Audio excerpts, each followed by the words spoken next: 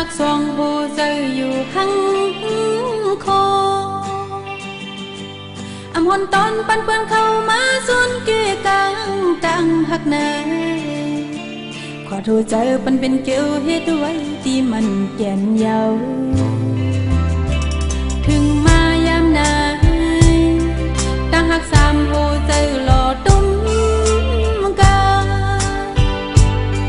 หุยหัวเจอปันเปื้อนเข้ามาอยากทำสังพอดีเป็นกวีคือด้วยภายหลังลองตั้งโมใส่วิธีกวางเจออยู่เฮ็ดซอยแต่ปุ่นนางของปุ่นสู้ย้อนสู้บันเทงรู้โกแต่ที่ไปเพียงที่ยังอ่านห่มกันนั้นรู้แล้วเสียงหมดหายแก่นสิหลายหัวจะได้ภายเป็ดพอตั้งอยู่ยาวเป็นความจำลง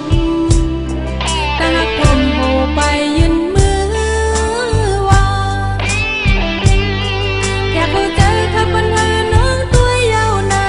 ใจพี่เอ๋ยอยู่เสียเย็นเป็นมันก้อนน้ำกำคนยามเจอหมด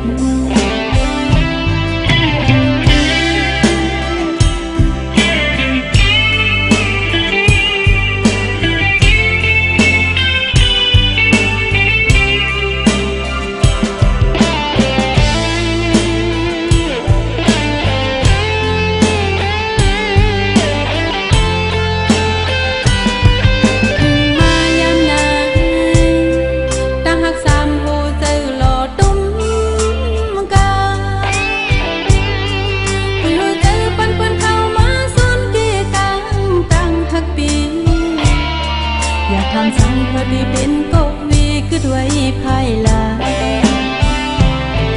ลองตั้งโมใส่วิธีกวางเจออยู่เฮ็ดซอยแต่ปุ่นนางของปุ่นสู้ย้อนสู้บันเทงรู้โกแต่ที่ไปเพียงที่ยังอ่านห่มกันนั้นรู้แล้วเสียงหมดหาย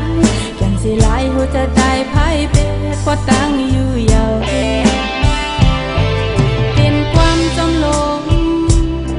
ตาหักผมโหไปยืนมือว่าอยากเข้าใจถ้าปัญหาน้องตัวยาวในใจพี่เอ๋ย